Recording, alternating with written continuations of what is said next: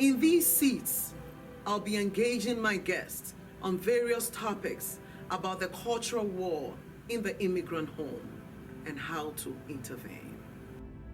My name is Dr. Cynthia Adom-Potufi. I will be your host for the show, and you are watching Battleground Show.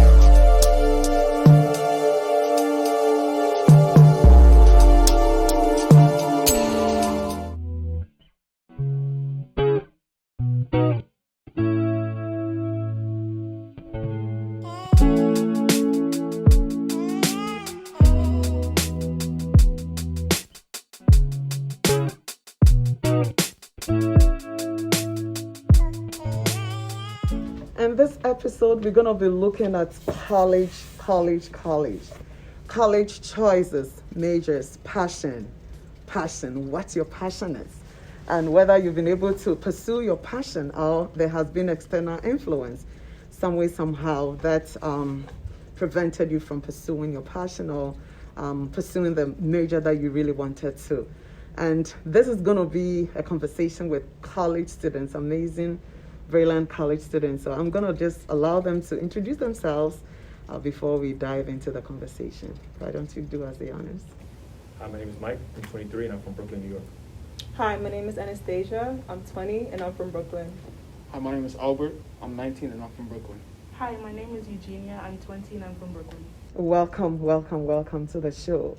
So the first question, let me just go straight into it. I know you're all in college, and what made you decide to go to that college? Was it your own, solely your decision, or it came from somewhere? And you know what I'm talking about. Was there any parental influence, or how was it? How did you come by the decision for your college? I knew I wanted to go to college because I knew what I wanted to do, and I knew that college was the only way to get there. So for me, it wasn't really my parents' influence. Although I know they wanted me to go to college, I knew what I wanted to do. So it wasn't really too much. It was, so you went to the college of your of your choice. Is Correct. That what? Yeah. Good for you. Yeah. Good for you. Any other? For me, the story is pretty crazy. but like basically, right? I didn't want to go to the college that I'm in now. I actually wanted to go upstate. And I wanted to go upstate because it was for a bad reason, just to be free from my parents. Right. You know? And my dad was like, no, you're going to go to John Jay. And I'm over here like, John Jay, like, why am I going to John Jay? This college doesn't really have like, you know, my major that I really want to do. And like, he was kind of pressuring me. And he was already telling all his friends on the phone, like, yeah, she's going to go to John Jay. You know, that's a good school, you know, top percentages, all that things. I'm over here like, I don't know. You don't feel it.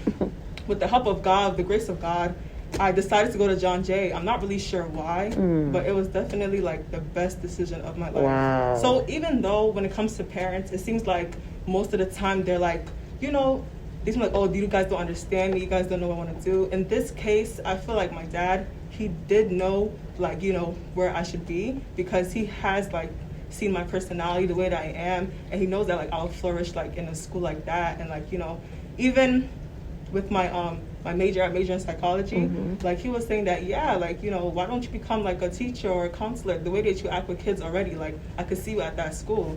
But you know, me and that, I was actually being rebellious, and I wanted to go upstate. But by God's grace, you know, I ended up going to the college, not of my choice, but it was a good college. Grace found you. Yeah. Let's clap for parents. They're not always like on our necks and all of that. So I think they need a little clap. That's amazing. Thank you so much. Who wants to go? For me, personally, I believe that my mom influenced my decision because at the time, that's when my dad recently passed. So when my dad passed, my mom really wanted me to stay, you know, near her to like, you know, comfort her and like, you know, just watch over her. And I initially got into Alfred State for computer engineering. So I was kind of like upset because I didn't get to go to that school, and plus it was away. I wanted to like go away for the first time and just, you know, experience life on my own. But I believe that, you know, me going to City Tech, you know, was probably a good decision to me. Oh, I'm so sorry to hear about your loss, but you know, through it all, God knows how to turn things around for our good. And you were there for your mom. You're such a good person, and I know God will honor that heart that you have. Yeah. You wanna go? Personally, for me, the reason why I wanted to go upstate, it wasn't for others, kids' reasoning like partying. Mine was so that I can learn how to do things on my own because my mom, I don't have the regular African, like, 6 a.m., clean this, clean that. My house, when I woke up, everything was already done. Breakfast is already made. Like, my mom is a housekeeper, so she already has that nature in her to always want to clean. My dad does the laundry, so, like, for me, it's like, what am I really doing? So my intent of going to college is so that I can do my own laundry, so I can learn how to cook my own food, so I can do all that stuff. That's good. But in my house, so I go to John Jay College of Criminal Justice as well, but I wanted to go to either Penn State University or Rutgers. So I actually decided to go to Rutgers, but I also had John Jay on the side. Right. But because at home I don't have anyone to like help me with the whole college process, this is gonna sound really dumb, but I didn't know that you're supposed to apply for room and board. So it was August. College life, like that's It was, too much to it think was about. August, yeah, and I'm like, okay, when are they gonna tell me to, I even bought all this stuff, not knowing I don't have a room. That's funny. Sorry. That's such an experience. I know, but I think also God has a purpose for me at John Jay. I don't know what it is. So literally the week before school, I just told them, I'm sorry, I want to come. Let me pay my $100. So I go to John Jay. Wow, that's good. That's good. We thank God, and it's quite interesting. Look at the dynamics. Some young people want to get away from home, to get away from the chores, to get away from doing dishes and taking care of your siblings and doing stuff on the computer for me. Just give me a break. I want to just go out there and chill. And then we have another group that is saying, Mom and Dad is just doing everything for me. I want to be independent. So moms, dads, please, if you are listening in and you're doing all the chores, you're doing all the cooking, you're doing all the cleaning, your kids are telling you that, nurture them for the future. Please. You might be the cleaning freak, but please nurture them for the future. That's what we want to hear. We want you to do for us. But that's just by the way. Let's keep on going with our conversation. In this case, I think we are hearing like different perspectives. Do you guys think, or would you agree with me that in some way, in as much as you want to have your way, parental influence, or I don't want to say influence, but coordination or working with your parents in terms of college, the college that you go to is important at all? Or you think you're old enough, like you're 18, in America, 18, you're old enough to kind of make your own decisions. Do you think it's important for your parents to play a role?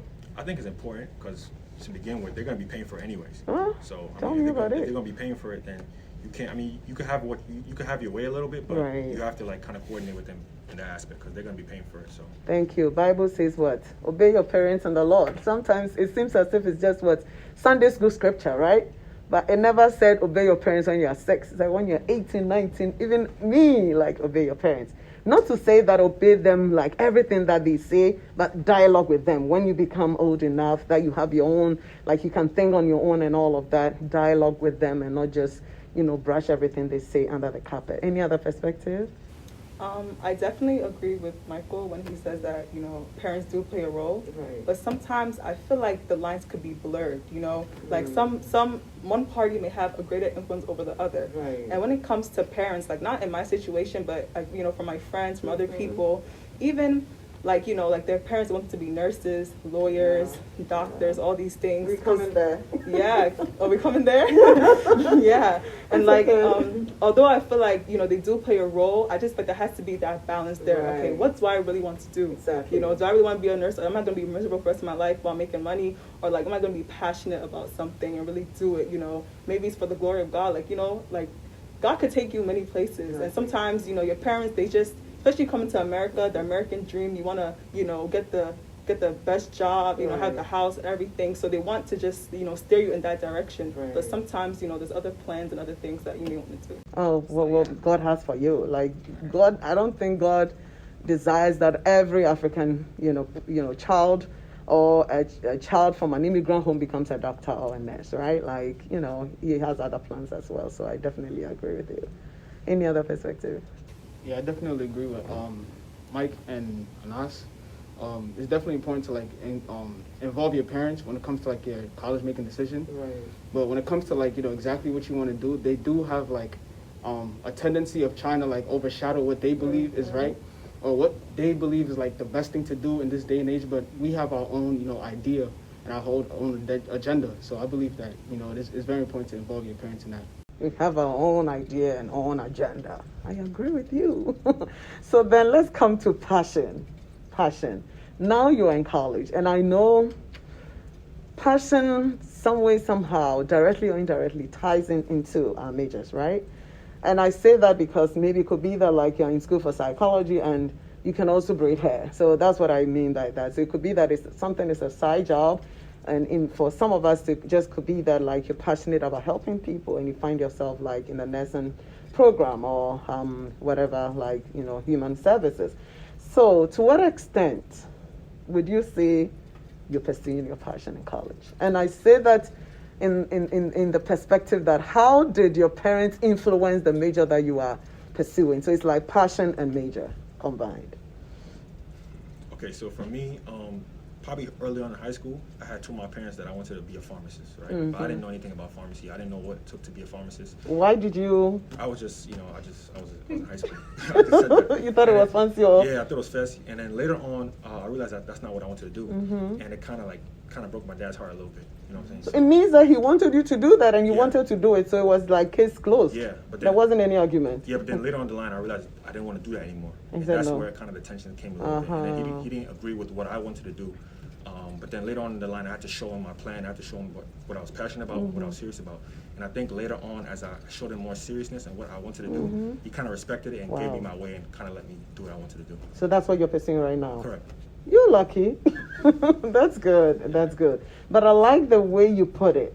It wasn't like you're just saying, I want to do this. Because this generation, I know people are passionate, but sometimes there's passion without purpose, right? Correct. People go online because there's so many things. People are pursuing different dreams. You go there like, this is cute. This is so nice. Like, I want to do the same thing without even counting the cost. Right. Without even figuring out, how much money can I make out of this? Because you don't want to be a burden on your parents. So I like the way you put it, that when he realized that you were getting serious with it, he also took you seriously.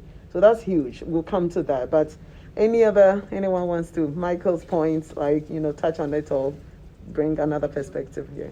So with me, I can say that my spirit, it was like a tug of war, because in my spirit, I knew what I wanted to do.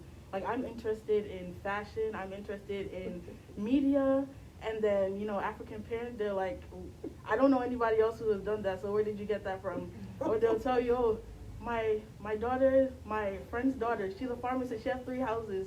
What are you going to get from this? What are you going to get from that? So I can say, like, in my college experience, I was just picking majors to, like, try and make my mother happy. So when my mom was like, okay, you don't want to be a pharmacist, will you be a lawyer since you go to John Jay? I told her, I said, okay, yeah. And then I was like, I can't do this. So then I said, digital media, computer science, does that really mix? I tried to take a pre-calculus class. I didn't do so good, so I was like, nope, that's not it.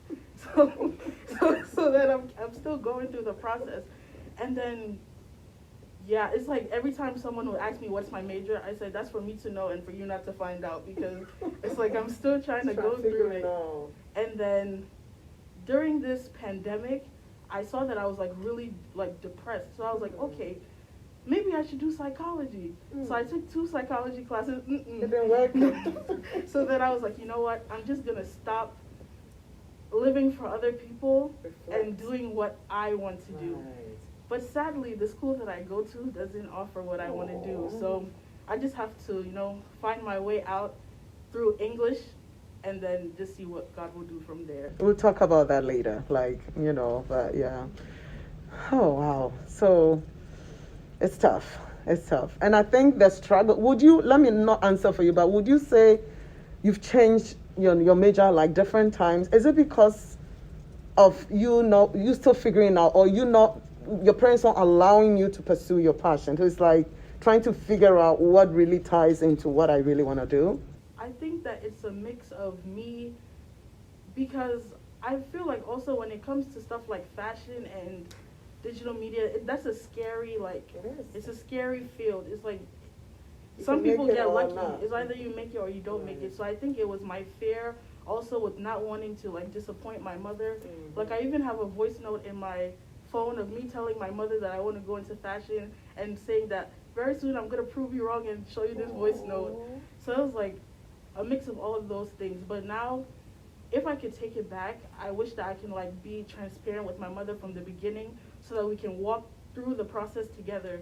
Because now it's like in my house, if I'm having trouble with school, I can't tell my parents. They just pay my school fees and that's it.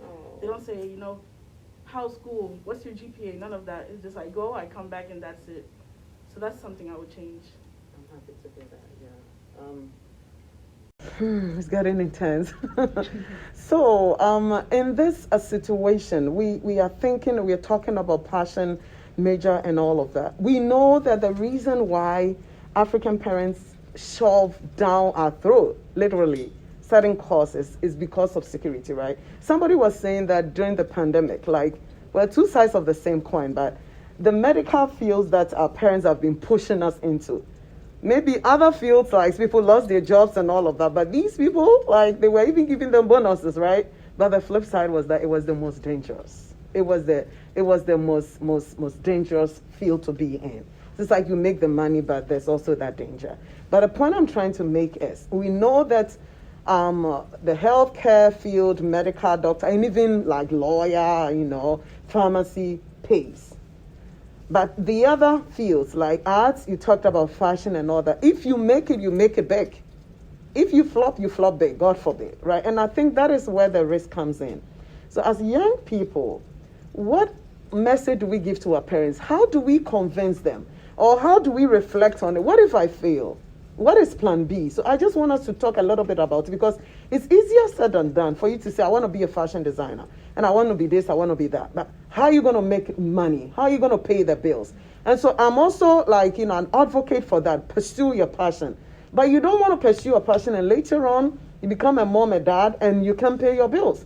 You come back to the same point of depression where your parents told you don't pursue that, and you felt you were depressed because they were what? Preventing you from pursuing your passion. So how do we reconcile this? And we are saying this to encourage other young people so that we're pursuing our passion, but we are doing it purposefully. We know that out of it will come some income, even if there's risk. You have a backup plan, etc. So I just want us to go into that conversation. I think from the beginning, parents have to understand that not everybody's going to be a doctor. Like whatever they Yes. envision for their child, that may not be what Exactly. their child's going to be. So I think from step one, parents have to be very supportive. Number they have one. to get to understand their child, what the strengths of the child, and really like try to like, you know, cater to those things and try to like, you know, cultivate those things. That way that they're not being forced to do something that they don't want to do. Right. So I think it starts with the parents being supportive Right. from the get-go. So I agree. And I think that would also help open an avenue, because if you're talking to your parents, it helps to dialogue. And I'll give you an example. Our oldest child was very great, or she's still great at gymnastics. And she loved it so much. Like, and she just was a natural. Like, and everywhere, every school we took her to, she was like doing well on top and everything. And at one point she told us she wants to be a gymnast when she grows up. And being African parents, we weren't going to stop her, but at the same time, we want to make sure that she could really make some income out of it. So we had to, instead of pushing her away and say, you know, you can't do this, you can't do that. At some point, honestly, we realized that she wasn't even studying. She was just doing gymnastics. And we felt that it's time for us to pull her back, for her to focus on her books before she goes back to the gym. And when she went back to the gym, we realized that she was not focused and she was doing both.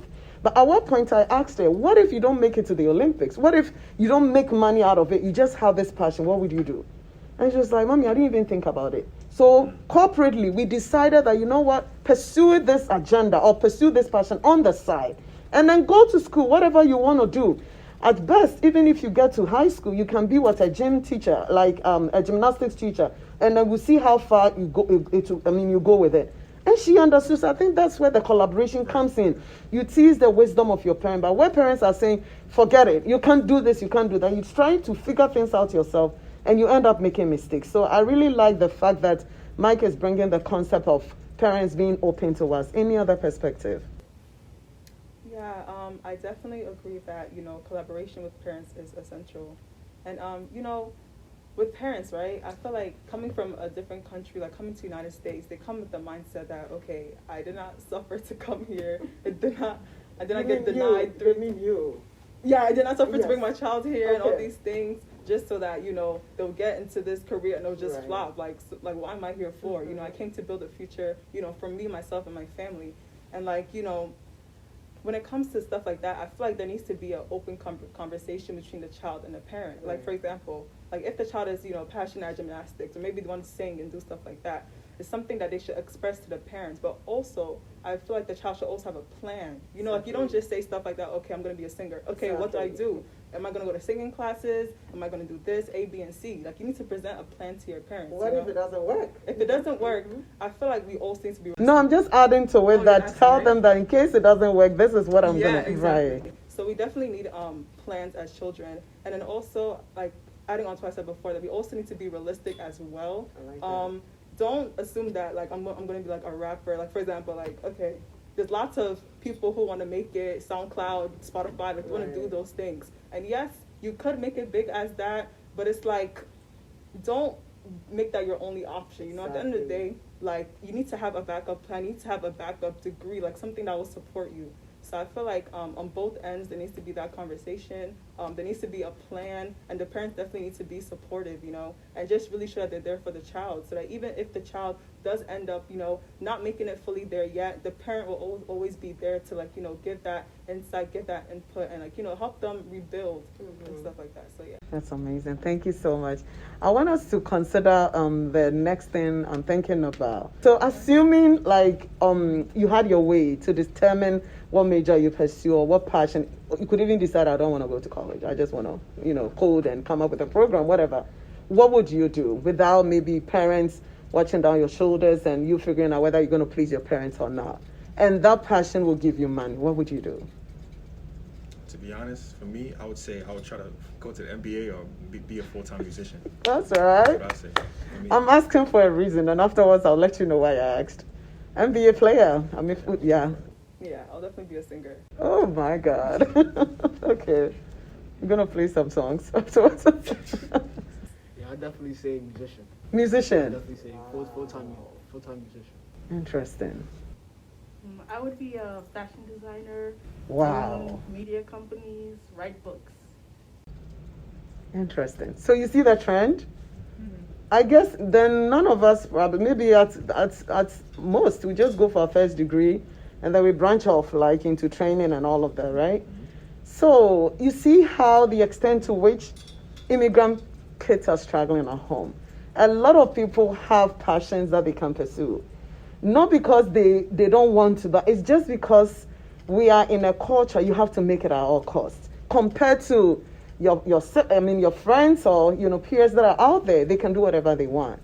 But in our case, it's like you have to make it at all costs. You can't afford to fail. So you are forced literally into professions. And thank God that some of us have gotten parallel, passions and majors that we are pursuing alongside. But I'm just saying this to also let you know that we don't have to kill that dream. If you have a passion, you can have multiple passions, right? So maybe the NBA thing, I don't know how it's going to work out. You just have to watch them on TV or something and share them up.